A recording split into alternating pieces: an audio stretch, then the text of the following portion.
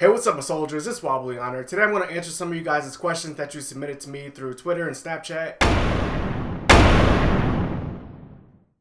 If you guys would like to follow me on Snapchat and Twitter, go ahead and do that. I follow back so you guys can send me questions anytime. My first question comes from Lulay. She said, I have two questions. One, what made you pick the Air Force? And two, what is your favorite thing about the Air Force? My favorite thing about the Air Force is just the quality of life, how we're treated. We get the best food, the best facilities, the best programs. We have a lot of great things to go on for us. We have single airman things that go on. We're about to go on a whitewater fishing trip slash camping trip that's only going to cost us about $20. Back at Minot, we would go out to go see football games for like $20, like across the state to Minnesota. So we get a lot of benefits and we get a lot of bang for our buck. I picked the Air Force basically to get out of my mom's house, and because of JROTC, I was really like in love with my JROTC unit, and I really just fell in love with the whole military lifestyle. So that's kind of why I joined. And then I kind of realized, okay, well, this is also a lot more to it, and I really started to enjoy it and started to realize that I want to defend the Constitution, and that it's not just about the facilities and the fine food and all that.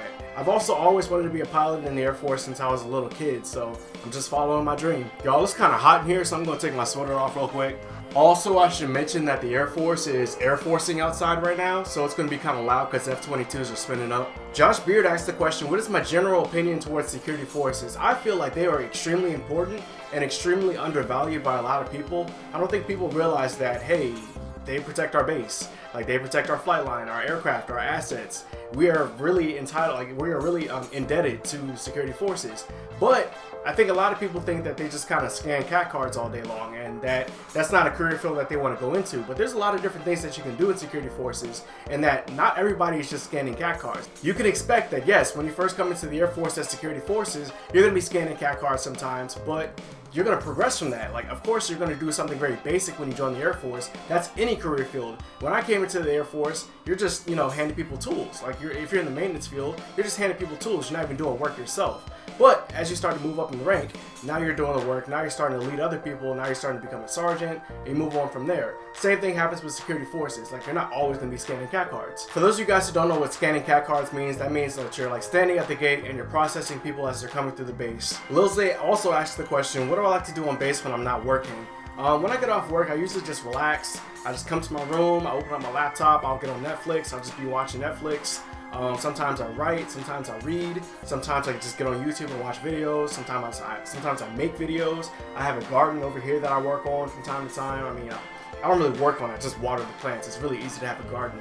But yeah, I pretty much just keep myself busy. Sometimes I'll go out, sometimes I'll go whitewater rafting, sometimes I'll go hiking, sometimes I'll just go out just to sightsee, I'll go out to go eat, go out to go to the movies or the mall. So, I mean, I just occupy myself. I also like to play Xbox Live. If you play PlayStation, I won't hold that against you. I got a question from HTMLRo. She asked, after 3 years of living on base, can enlisted airmen live off base with their parents? Yes. Basically, when you make senior airman, which is 3 stripes, you are qualified to move off base, and you're qualified to move into a house on base or an apartment off base. You have the choice. And if you live off base, you don't have to live in an apartment. You can go live with your parents if you're close to home, and then just collect your rent money that you're getting from the Air Force. That's totally fine. You can do that. And you'll be making senior airman when you get around your 3-year mark. So basically, yes. Alright, now it's time for Snapchat. Wise J asked the question, what kind of jobs do recruiters have open general? When I go take my test and pass, I don't want to wait, I want to leave. There's this magical thing on the internet called Google, and if you just Google Air Force open general jobs, it'll pull up an entire list of all the jobs that are open general for the Air Force. I can't list all like 150 of them on here, so just go ahead and check that out, Google it. It should be on either military.com or like militaryabout.com or something like that. Adominus asked the question, when should I get a car in tech school? I think you should only get a car in tech school if you really need it, and if you're going to be there for longer than like 4 or 5 months. The reason being is you don't know where you're going to be stationed. You could be stationed somewhere very cold where your car is not going to be like equipped for that environment, or you might be going overseas and you might have to sell your car. You don't know where you're going, so you might want to just hold off on that. Just don't buy a car at all. If you have to, buy a bicycle, catch a cab, catch the bus. Oh, there's a bird outside.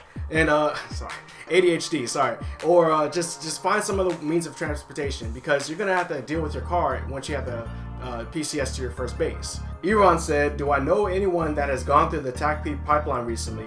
If so, do they enjoy their career so far? I don't know anyone in TACP right now. I don't know any special forces guys. I do know one guy who is trying to go TACP, and he's like really going for it. So maybe I can get him to do a video someday about TACP, but for now, I don't really know anybody in TACP, sorry. Ethan asked if there was any hazing in the Air Force. Now, not really. The Air Force has really cracked down on that. They made it pretty much illegal to haze people. Like, you can get kicked out of the Air Force for hazing people, and that includes hitting people, like chastising people, calling them names, offending them. So the Air Force is really touchy-feely now about what you say around other people, how you act around other people, and how you're treated at work. Yeah, it's just a new Air Force. Some people, they disagree with it. They think that, they should be differently. I'm not in charge of the Air Force, so I'm not going to make any open statements about that. Now, I'm not in charge of the Air Force. I don't speak for the Air Force, so that's just kind of how it is. I'm just speaking openly about it. There's really no hazing in the Air Force. If there is, then you can report that, but most of the time, you won't have to worry about things like that. Adrian asks, is there any more detail that you can give about M16s at basic training? You're going to have to learn your serial number. You're going to have to learn how to disassemble, reassemble your M16 in a timely fashion. There's no time limit on it, but you will have to learn how to do it. You'll have to learn different fighting stances, different shooting stances. You'll also have to learn a few different specifics about the M16, like how far it can shoot, how accurate it is. There's different names of the different parts and pieces, and there are different rules. There's a bunch of different rules that you have to learn. I probably will be doing a video on that because that's actually a really good topic and I have a lot of information on it, so I probably will be doing that. I was hoping to actually go down to the shooting range on base and get with those security forces guys so that way they can do a video with me. I'm not sure if that's going to happen or not. That's just something I would like to do. You'll already be at BMT by the time this video comes out, so hopefully you learn it there, but thanks for watching anyways. Good luck at BMT. E. Kenny asked the question, how difficult is it to get a medical job? It's pretty difficult actually. It's one of the least demand jobs in the Air Force, and I kind of wish it was the opposite. I wish that we could get more medical people in the Air Force, but because there's so many people interested, but it's just not the way it is. So you'll either have to get the luck of the draw, hope that a job drops into your recruiter's office, or just you got to pick something else. I would keep it on your dream sheet just in case it does drop into your recruiter's office, but if not, then just keep your expectations high and just try to hope for the best. Jake asked the question, do you know anything about photojournalist deployments? Are they sent out to the front lines with grunts like a combat cameraman? And yes, I'm pretty sure they are. I did a video with my friend Richie Hayes about photojournalism, his job. If you want to check that out, you can check that out right there. And he actually said that yes, you do TDY, you go on deployments, and you'll actually go out there with them. So I'm pretty sure you would have to go through some type of training or make sure that you're qualified on your rifle and make sure everything's good to go before you can go out there with the camera. But yeah, you should be good to go. Cord asked the question, can I join the Air Force with a peanut allergy? I'm not sure. I'm pretty sure you can though. I don't think that's going to bar you from joining the Air Force. Next question. Amber asked the question, I'm going in as enlisted and my significant other is going in as an officer after college. Isn't there rules against us being together? Those rules don't apply if you knew each other before you joined the Air Force. So if I was dating a girl in high school and I joined the Air Force as enlisted and she was smart and went to college and then joined as an officer, then we could still be dating and we could still be married. That's totally fine. But I can't meet her in the Air Force like, hey Lieutenant, let's go on a date sometime, because that would be breaking our professional rules and all that stuff. But if you two knew each other before the Air Force, then that's totally fine. Mario asks, can you volunteer for deployments? Yes, you can. If you're in your shop and they're saying, hey, we got a deployment to blah, blah, blah, you can say, hey, I want to go there. And it's not guaranteed that you'll go, but at least your sergeant will know, okay, this person at least wants to go, so I'll try to get him on there. So if somebody else doesn't want to go, you might be able to swap out for that person. If you're the same skill level, you can't just swap out for anybody. Alex asked the question, hey Matt, this is for the Q&A. Thanks for the notice. What are you planning to do after the Air Force? My goal is to get my pilot's license in the Air Force, and then Jesus. And then I want to be a flight instructor, or I want to have my own YouTube channel where I teach people how to do flight maneuvers, and become an instructor or become a aerobatic pilot. I want to go on an aerobatic flight at least once.